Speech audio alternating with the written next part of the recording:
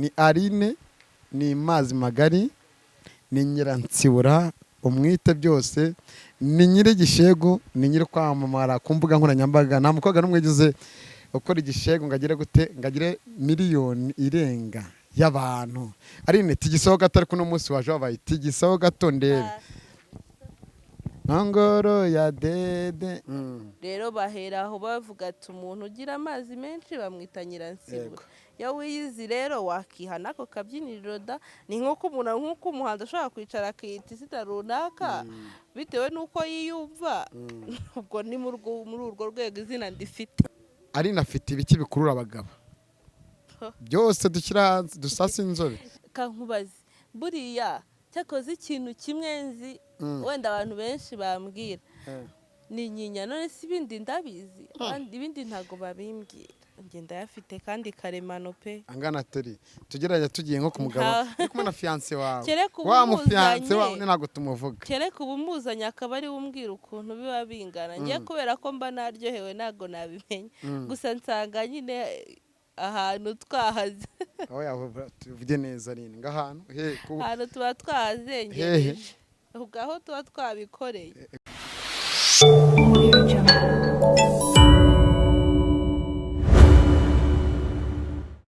Yasekanya ngusuza ukurikiye Umutako TV, nizere ko umeze neza mu bice bigiye bitandukanye, amajyepfo, amajyaruguru, ibirasirazuba ndetse ni iburengerazuba. Ni cheka from Umutako TV mwenyewe Isaka. Kuri kamera ni kumwe na ndetse ku ruhande rwanjye ndi kumwe n'umukobwa mwiza cyane akunda kubiza kandi subscribe, like, share ndetse na comment hirya muri uwo mutuku, kandi uwo mutuku hirya tubona kanal kanditseho notification itugakano kaza n'amatwi ntuzajye ubona umwanya wo kudushaka.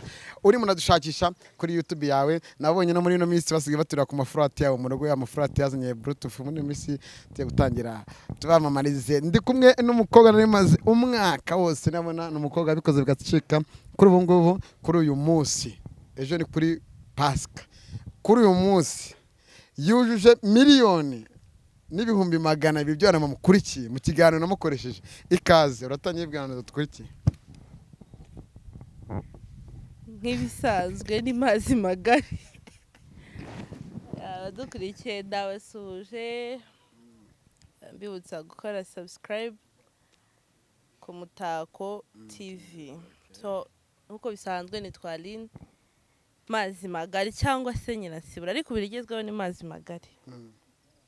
Okay, nuko yivuga cameraman tugendane. Aline wambaye neza, hasi wambaye neza, hasi wambaye neza bishoboka, wambaga kweto keza. Cameraman tugendane buri kamwe kose ugende ukaroba. Aline iyo nkweto wambaye ifite ayo mabara, urabizi buri kimwe cyose ndashaka ugende ukivuga. Iyo nkweto, izo nzara, ibiki byose. Harimo pink. Rega burya kwambara neza si ukwambara ibihenze, ahubwo agaciro ubiha wowe ubyambaye niko katuma bihenda n'uburyo uberwa. So amabara ni pinki, harimo na bleu foncé, na bleu ciel, na rouge, na orange. Ngo rouge cyangwa rouge? Biterwa n'uko uvuga. Nize rouge cyangwa rouge.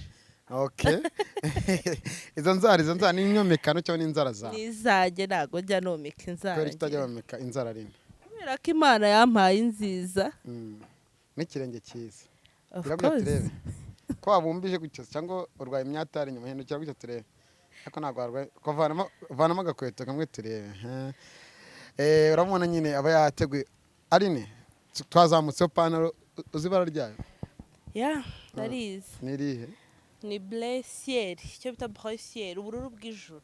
Ariko bleu ciel ni busobanuye iki cyangwa ubururu? Bleu ciel ni ubururu bw'ijuru. Donc hari ubururu buba buri fonce bwijimye, nyine ari ubururu bwijimye n'ubururu bwerurutse nk'ikirere. Ubwerurutse nk'ikirere nubwo bita bleu ciel. Agapira nako kagendanye n'inkweto n'inzara. Nibyo nakubwiye ngo burya agaciro ibintu wambaye niko gatuma uberwa. Okay, iminwa yawe nagendanye n'agapira wambaye.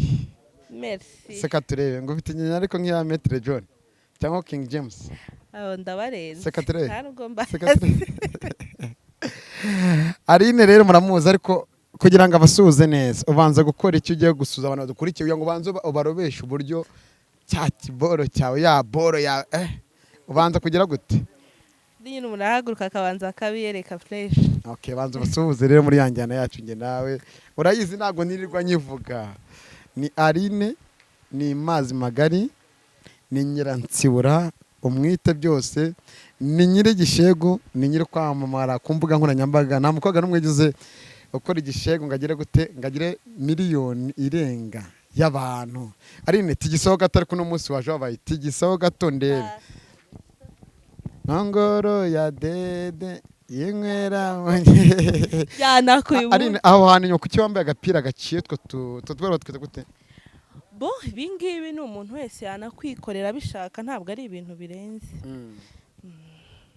Aline witegute Pasika buriya Pasika buri wese nyine afite uburyo yiteguramo. Ku giti cyanjye ni ukwegera Imana kuko sinjye n'umukatolike. Hari byinshi nyine mba ngomba kuba narakoze mu gisibo. Ntabwo uyu munsi ari bwo njya kuyitegura kuko tugira iminsi 40 yo kuyitegura. So muri ya minsi 40 nyine hari ibyo mba ngomba kuba narakoze kugira ngo byibuze uko nibuka ko Yesu yamfiriye hagire byinshi binyibutsa kugira ngo nanjye iryo juru bavuga nzabashe kuryinjiramo. Aline hari abantu bajya bavuga ngo ubwo ako twatanga ikiganiro simutse gatoya. Ubundi Pasika kwibutsa iki? Pasika itwibutsa izuka rya Yesu Kristo. Cyase Yesu Kristo. Yesu Kristo kubavuga Yesu na Yesu Kristo kubavuga Yesu. Yesu uramwemera? Ndamwemera. Mwemera nk'iki? Mwemera nk'umwana w'Imana n'umucunguzi wanjye. Okay. Dusubire muri rusange wenda dutanga ikiganiro noneho twe turi mu ncamake ako turagitangiye. Ubundi Aline ni muntu ki yavukiye he? Ni umukobwa cyangwa si umukobwa? Obo Aline ni umufiyemeri ariko nyine ufite Fiance. Ufite Fiance. Iwacu ugira ngo ni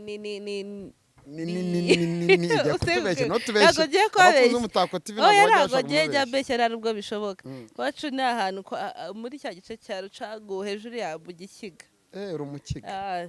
Ubundi twavuga amagaza twabumiriza kucanika tujye kucanika. Kucanika.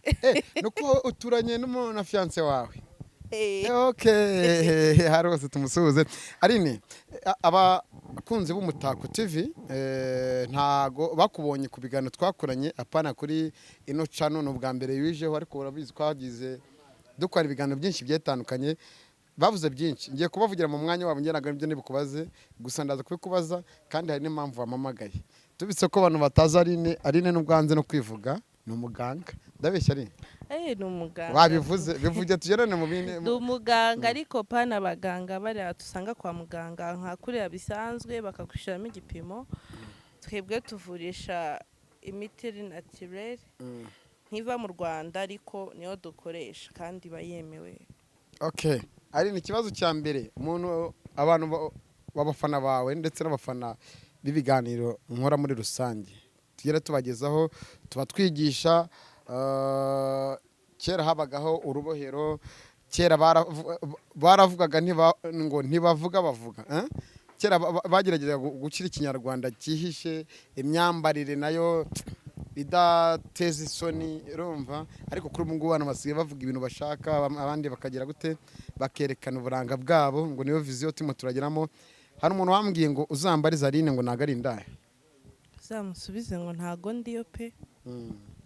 Mubwiye mu magambo arambuye impamvu nuko yabonye ibiganiro ngo ukora numva agahita avuga gutyo ndagira ngo abantu we udukurikiye ndetse n'abandi muri rusange abakubonye ubatandukanyiza Aline hatandukanye n'indaya. Ahubwo reka mbanze musobanurire umuntu ashaka kuba atazi indaya icyo ari cyo urumva. Indaya ni umuntu ushaka kuba ni umuntu uba ufite ahantu hazwi cyangwa se ahantu ashobora kujya agategera abagabo ariko kazi nyine kavuga ngo uyu munsi ndajya hariya cyangwa se nkorera aha ubundi abo nibo twita indaya, wa muntu nyine uryamana n'abagabo kugira ngo abeho.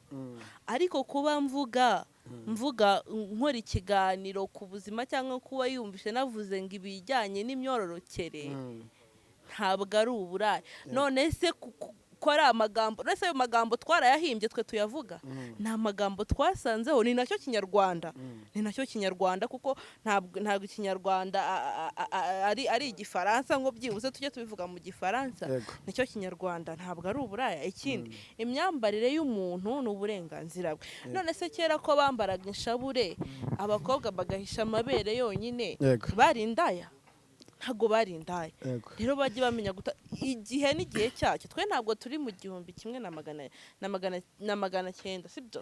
Nta nubwo turi mu 1950, turi muri 2020. Tugomba na 2021, tugomba kujyana n'ibintu byo muri 2021. Ikindi, imyaka mfite inyemerera kujyana n'ibyo bigezweho, sibyo? Kuko ntabwo ngewe Aline nimara kubyara kubyara abana 1 2 3 4 ndi busy n'urubyaro, aribwo nzajya kwibuka kwambara yamene imitsi maje kumfata ntakibasha kugira gute. Nimara kuzura amaribori cyangwa amabere ageze aha ngaha, ntabwo aribwo nzibuka kwambara agapira kari sexy. So imyaka umuntu ayikoresha, ariko kuko utayikoresheje nuko uri, akenshi akunda kuza icyo twita retour d'âge. Ni ya myaka wowe utakoresheje kugaruka kandi kakugaruka ukuze. Rero ibyo ntaho bihura n'uburaya. Kuvuga ukuri kuriho ntago bivuze ko umuntu ari iki ngiki, sibyo? Rwose ibikorwa by'umuntu ntago bihura n'ibintu avuga. Ntago ndi indaya uzana bimubwira.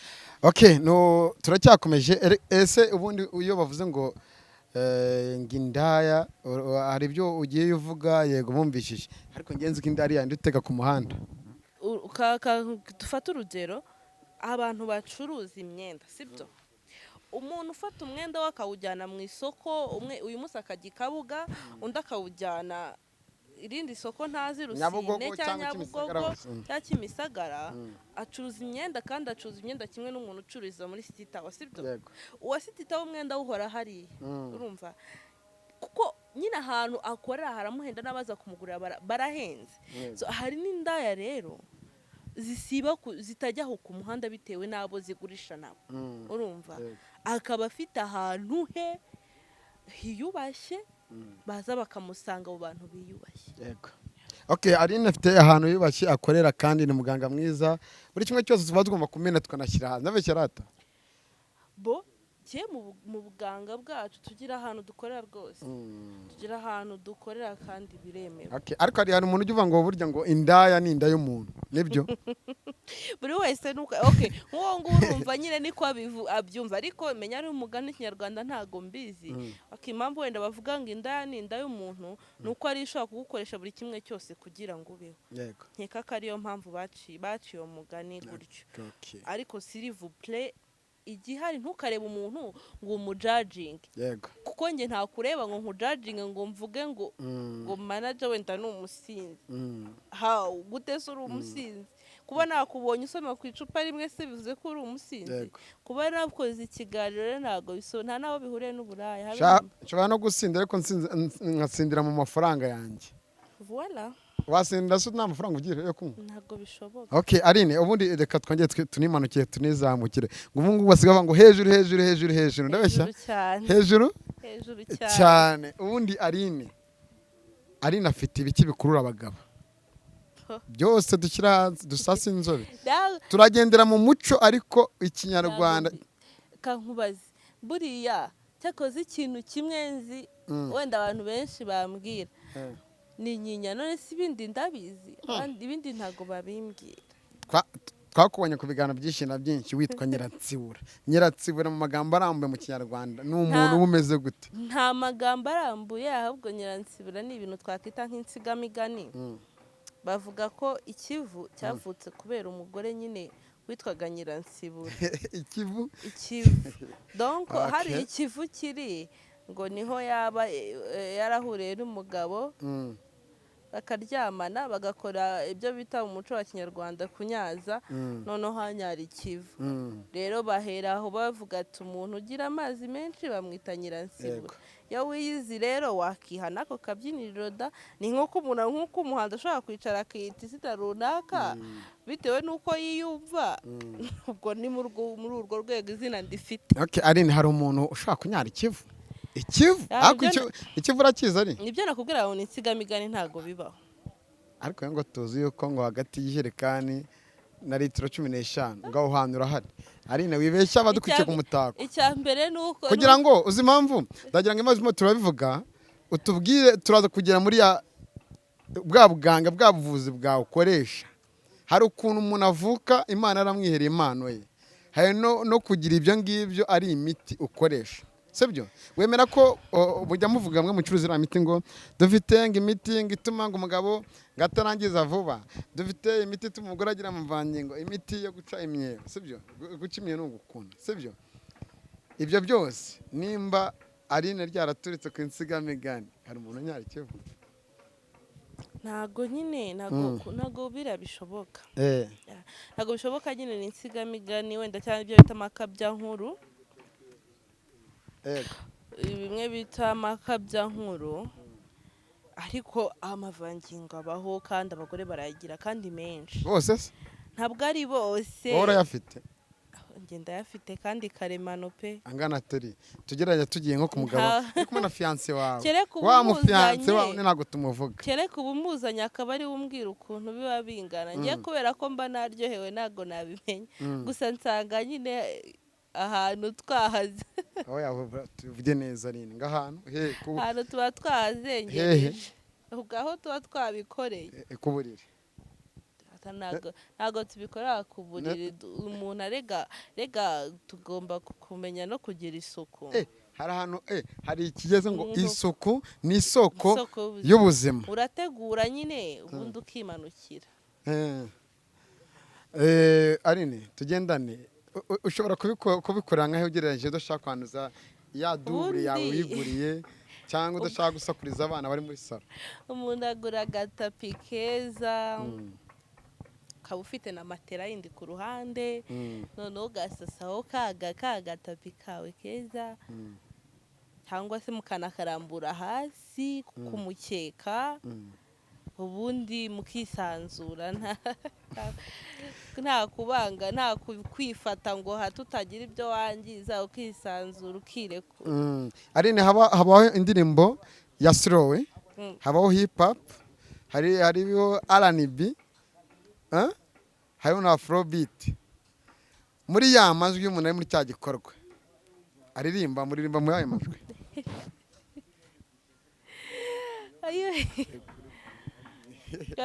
Kabaze bitekereze muri agomba gushya ni Aline nyine badi hejuru cyane kuko slow mba numva ntayishobora. Kuba ndi nko muri nka afrobeat bya tari. Mbese uri mu ndasakuriza hejuru? None ntabwo ushaka gusakuriza abana cyangwa abaturanyi? Nta bana ushyiramo akazi ki hariya. Ariko hari ushaka kurusha ijwi umuziki, niyo mpamvu nakubwiraga ngo niyihe mizi ushiramo nyine umuziki nka afrobeat yire ku buryo ibintu bitaza kumvikana hanze. Kuko abana bose ndamufite ariko ntabwo aba mu rugo cyangwa se ntabwo ngenda ngo nimba ngiye gusura fiance wanjye tujyane. Aline, wigeze kumbwira ngo wacimye nibyo? Ntabwo nabibona njye. Urimo urabwira abantu badukurikiye kugira ngo abatarabikora yego narayiciye hagati yaje kana kumwe n'akado ka 15 urehehe naho ngaho nyine ka gatapi wiguriye. Ndarenze ntago nabasha kubipima nyine. Ndarenze. Hari umuntu wigeze kumwe ngo bari abakobwa hari gihe babavuga kugira ngo bitwikire ngo abari amagambo nk'umuntu ushaka kumenya ukuri ushobora gutuma komanga. Oya. Afunguye mu nzu akareba iri mu nzu sari kibazo. bitasha Aline uri ku isoko nta mpeta wambaye bereka akaboko kawe nta mpeta wambaye yego nta mpeta nambaye ariko icyo bita icyo bita fidelite gitangira kare none se umuntu nimba naramwemereye ko dukundana ubwo mu gihe ntabaye fidele kuri urumva ubundi bw'urwo rugo ndugezemo nazaba ndi fidele ariko baravuga ngo bagarira ikintu kimwe nemera cyo nemera koko hashobora kuza umuntu wenda ari we wanjye tuvuge nka fiance wanjye ubu ngubu atari we tuzabana nemera ko impamvu yose iyo ari yo yose yatuma dutandukana ariko nanone ntabwo bivuze ko namuca inyuma wenda nshaka kugenda mu kinyabupfura arambwira ati rero ndabona bitavamo tugatandukana niyo mpamvu igihe cyose aba ataranyambika impeta buriya umusore wese wemerewe kuza akagerageza agatera imitoma akareba ko yamukuramo ubwo nyine kuba afite imitoma yo kuza kumutera hazaze ariko kandi ninavuga ngo hoya azamenye ko ari hoya urabona kameramani wanjye rero kuresha apima metero na santimetero nka 95 aje bamwemera kunemara kureba abonye naza akubwiye ijambo ushobora kuba ubundi ntago abahungu ntago muri kino gihe ntago abahungu tubareba gutya ngo urebe uburebure cyangwa imiterere y'umukunde n'ukuri kw'Imana hoya buriya ubanza no kumva mu mutwe ashaka nta mafaranga afite ariko umwe ubona ko ari umuhungu utekereza kure ubona ko afite intego runaka ku buryo mu gihe muri kumwe wanamufasha kuricinga za ntego ziwe buriya ntabwo nge nareba umuhungu ngo mvuge ngo kuko nta muhungu kwisura abahungu se mugira isura mbi cyangwa nziza bazakubwira ngo umuhungu mwiza ni mwikofi yego ni mwikofi niba ushaka ntago ngiye mvuze ko ntago nkunda amafaranga bihambaye ariko nanone nanjye ntago nakunda umuhungu mbona udafite avenir cyangwa se udafite nayo mafaranga nimba nta nayo afite nanyereka ko afite ubwo bushake bwo kuyashaka sibyo niko bimera ubu aramutse abyujuje ariko ku gikorwa cyo gutera akabariro atabizi ayafite cyangwa afite n'ubundi azi guhiga amafaranga ariko ku buriri shaka ari wapi n'ubundi ntabwo Imana igitanga ibintu byose harabonye ngo Imana umukobwa iyo uri umukobwa mwiza ufite mu maso heza nta kibuno uba ufite waba ufite ikibuno akaba nta mu maso heza ufite waba ufite mu maso heza n'ikibuno uba ufite akaba nta mu mutwe ufite donc nta bwenge ufite rero ngo Imana ntabwo iguha byose sibyo ushobora kuba uri umuhungu koko uri mwiza ufite amafaranga cyangwa ufite intumbero nziza uzanazigeraho pe ariko ugasanga mu buriri nta kigenda ni ukuri kw'Imana niyo washaka umukobwa witonda gute amaherezo y'inzira ni mu nzu birangira guciye inyuma akajya gushaka bya bindi yabuze kubera ko gutera akabariro wapi kubera ko gutera akabariro bitabasha ari umuntu ugushimisha mu buriri ku ruhande rwawe turaza kujya kuri kote y'abandi wo gushimisha mwabikora nk'igihe kingana iki ntutubeshye ari no mbeshya nzakuvumbura no munsi ntago nakuvumbuye ngo fiance wanjye ariko kuki umbaza ngo umuntu jumbaza fiance wanjye ese nawe mubikorana yego ari yego nzakuvumbura yego ntabwo nakubana zikora umwana mwiza uhora no mu rugo na gahunda zose ni kuri online urimo kubikorera ariko mbwiye okay fiance wawe aritonda ntabwo nazamutuma kamera ngabyemere ariko natuganiye yabimbwa ko ni inshuti yanjye ugereranyije nka fiance wawe akora nk'iminota ingahe uduturutungahe bo buriya hari akantu gato ngira ngo ngukosore buriya ntabwo kunezeza umugore habaho uduturu twinshi cyangwa ngo iminota myinshi ikabije icya mbere buriya kiriya gikorwa abanza uganiriza umuntu muri kumwe yego umuntu mugiye gukorana kiriya gikorwa uko umushyira muri mudu ni nako nimuza kugera muri cya gikorwa biza kumufasha kuryoherwa no kuba yarangiza vuba ikindi cya kabiri we mugungu ugomba kubasha kwikontorora muri cya gikorwa ubundi bavuga ko bavuga icyo bita ko umugabo arangiza vuba. Kuvuga ko umugabo arangiza vuba ni igihe ubwe aba atagifite bwa bubasha bwo kwikontorora mu cya gihe ari muri kwa gutera akabariro. Ubundi ubwo bushobozi abagabo barabuvukana kwikontorora ku buryo wenyine mu gihe ari gutera akabariro abasha gukontorora amasohoro yiwe. Yego, abashaka ko yaba kwikontorora ko no kwifunga. donc ntabwo ari ukwifunga, we ni nyine ashaka gusohora akajya ashaka gusubiza, ababyumva ku buryo yikontorora bwa bushake buzamuka ku buryo bugera ku gihe cyo kurangiza, we akabujera ntibizamuke vuba igihe wa muntu bari gukorana igikorwa atararangiza. Rero bavuga ko umugabo arangiza vuba igihe ibyo ngibyo atakibibasha. Ni hahandi usanga nimba ari gutegura umugore ahise arangiza bataranabikora. Nimba yishyizemo umunota umwe cyangwa ibiri ahise arangiza uwo bari kumwe atararangiza. Ariko mu gihe ubasha kwikontorora, niyo umugore yaba arangiriza iminota 10, niyo yaba arangiza 15, wowe urabikontorora ya minota ukayijera kugeza igihe ubonye ko wa mugore arangije, mukaba mwanarangiriza rimwe kwa kumwe muba muri kuganira. Hari abantu bajya bavuga ngo hari igihe umugore ashobora kumara n'isaha atararangiza, nibyo? Umuntu waba uri ku murongo yaba arongora nabi. Erega ubundi icyo bita G point y'abadamu cyangwa se ahantu twebwe hatuma turyoherwa tukanarangiza vuba, haba bugufi cyane, haba muri santimetero enye uvuye aho igitsina cyacu gitereye. Urumva, sinibaza isaha waba urimo urakoresha agatoki n'intoki yaba yanarangije. Ahubwo icyo gihe umukozi ntabwo aba azi gukora pe. Ni cyakatucyo ni se kamanajya kuri kamera ni kumwe na Dani. Subscribe, like, share ndetse na comment kuri Umutako TV. Dutatswe ni byiza.